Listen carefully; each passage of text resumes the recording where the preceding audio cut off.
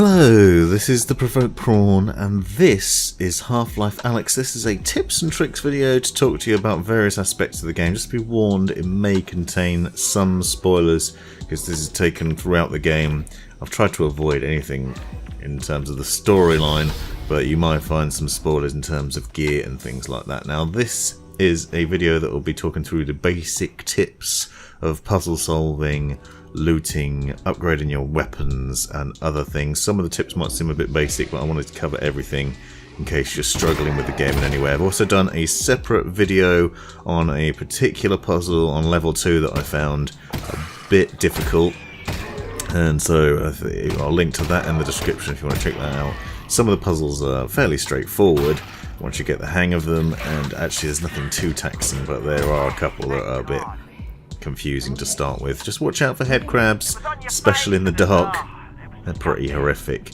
Now, the first one I want to talk to you about is puzzles. One of the things you get early on is a multi-tool that you can use to unlock various things, and you'll find these glowing orbs that come out of the boxes and things that you find scattered around the game and doorways. You'll see this one, for example, has a key and then it goes in a lock. What you need to do is obviously just bypass the red lines and try and get the key to the lock and then connect the two, and that will unlock it. I do find that you can actually let go of it in certain positions and then it will stay there, and it makes it easier to work out where you need to go to get between those lines, which is useful. And you can obviously turn it in your hand too, which is also fairly useful. Another thing you'll find is a bit later on there's a sphere that has a line through the middle of it that you can't take the key through, so another way to do it is just to keep turning it and work out until you've got the right angle. It's not too difficult.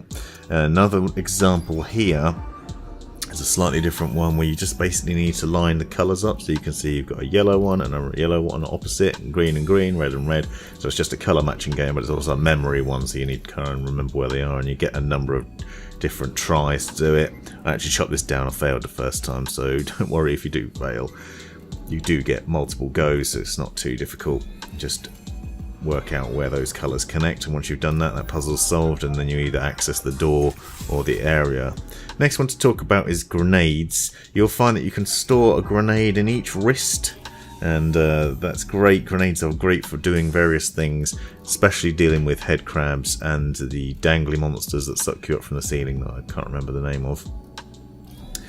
So watch out for grenades. Unfortunately, you only get the ability to carry 2, although you can technically carry 1 in your hand as well. I cleared out most of these rooms with grenades, but this is a particular trap. You see you need to get the grenade through that air vent and into that room to then blow up the headcrab and blow the door off. So if you find you're stuck in this room and can't work out why, that's what you're meant to do. You just need to open this box and be a better shot with grenades than I am. Get a bit closer for this one, and it's fairly easy to toss it in. A satisfying explosion that then opens the door. Another thing to say is to loot as much as you can, and I'll show you a bit on loot in a minute. There are drawers, doors and boxes and all sorts. Another one is the electric baddies. So I want to talk about the baddies that basically, they're headcrabs that are living electrified, but they can sometimes take over dead bodies, and they're a bit of a pain to kill, and they take quite a bit of ammo. The idea here is to basically shoot the weak points, so it moves around the zombies' bodies and you need to shoot the blue electric area. Now, I'm actually using the scope on the pistol on this one, and you can't see it in the video because unfortunately it doesn't show it, but if you aim down that scope you'll see it highlighted in red, the weak points, and actually that does it for all the baddies, so that scope's really useful upgrade for the pistol, and I'll talk about weapon upgrades in a little while. Basically you're aiming down that sight and then it will be orange and you can see where you're meant to shoot, so that makes it a bit easier. But on the electric ones you just keep shooting those points where he moves around on the body until they come out, and then you finish them off, and then they become a power source to open up other puzzles, which is useful. Now, another thing you can store in your wrist, I said you can store grenades, you can also store health. You'll see here that I have a little health syringe in my left hand.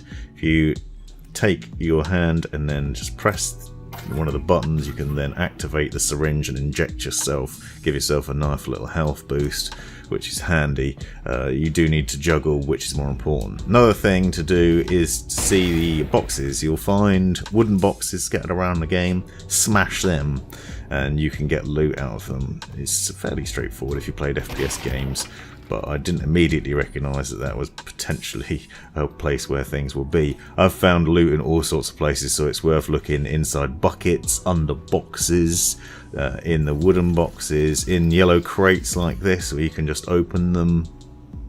Basically loot as much as you can. Get all this resin. That little thing that I just grabbed and put on my back is resin. You use the resin to upgrade your weapons. That I'll show you in a little while. So you need as much resin as possible to improve your weapons. Now, head crabs come in other sorts. There's this reinforced head crab that is pretty hardcore, and there is a weak point on the underside that you need to shoot in order to kill him off. And it is actually fairly easy once you get the hang of it. And again, it's a good idea to use the pistol with the scope on it. You can see it's glowing red slightly, but if you try and shoot him on top, it takes loads of ammo and it's really difficult to kill them. So basically you need to wait until you can shoot them in the underside, which can be tricky. The way to do it is to wait until they're crawling towards you and then they rise up on their hind legs. I've slowed it down here so you can see it in action. If he gets into a position where he's ready to jump at me, he'll stand up on his legs and then expose his underneath, and then you can just take aim and shoot him right in that red bit. A couple of shots and they explode, and it's much easier than trying to deal with them in any other way. Now, the reinforced head crabs also make an appearance on the heads of the dead or the deceased and the zombies, and they're tricky to deal with that way too, because if you shoot them in the head like you normally would a head crab, it won't work. So the trick here is to shoot the body. Shoot them in the body and the torso until it drops, and then the head crab will fall off, and you can deal with it in the way that I showed you a second ago. Just make sure you shoot them in that red bit. So here you can see it in action again. I've just downed one of the other ones now. I'm trying to zap back to a place where I actually have some ammo. Ammo is a real pain, so make sure you conserve it as much as you can. You can see here shooting in the head just does nothing, but if you shoot them in the body it downs them, and then you can finish off the head crab when it's about to make its jump. A lot easier, definitely the way to do it. Weapon unlocks is the next thing. As I said, watch out for resin and collect that as you're going along, and then you can use the multi-tool to unlock these boxes, do the little puzzle, and then upgrade your weapon. I recommend using a resin for the pistol because that's the weapon you find the most amount of ammo for. At least it has been for me anyway. The shotgun ammo runs out far too quickly, so I've been spending weapon upgrades on the pistol. And the scope is a really nice early addition to the game, but you can also get an extended magazine. That extended magazine allows you to put 10 bullets into a reservoir, eject the magazine and put another mag in, so you can essentially carry a lot more bullets.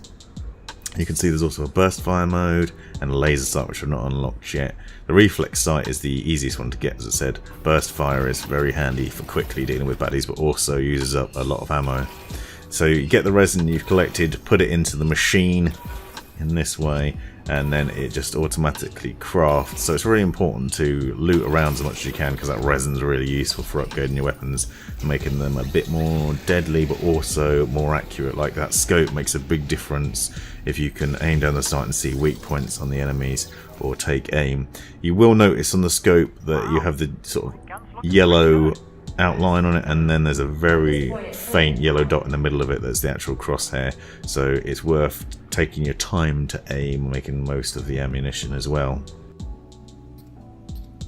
The last one is another health tip. You'll find these health boxes require a little cylinder to insert, which you will also find nearby. These cylinders contain a little alien creature. You just pop it in, pull the handle and stick your hand in there. You will find one of these early on, so you probably know how it works. You just pull that handle and then it comes down with some little needles and injects you with some health, but you need to look out for those creatures. Hope you found this video useful. Thanks for watching.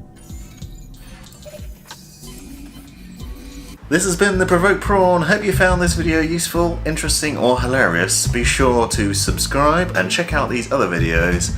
as well as taking a look in the description for links and other information you might find useful. Let me know in the comments if you have any questions or anything you'd like to see extra about this, and have a great life.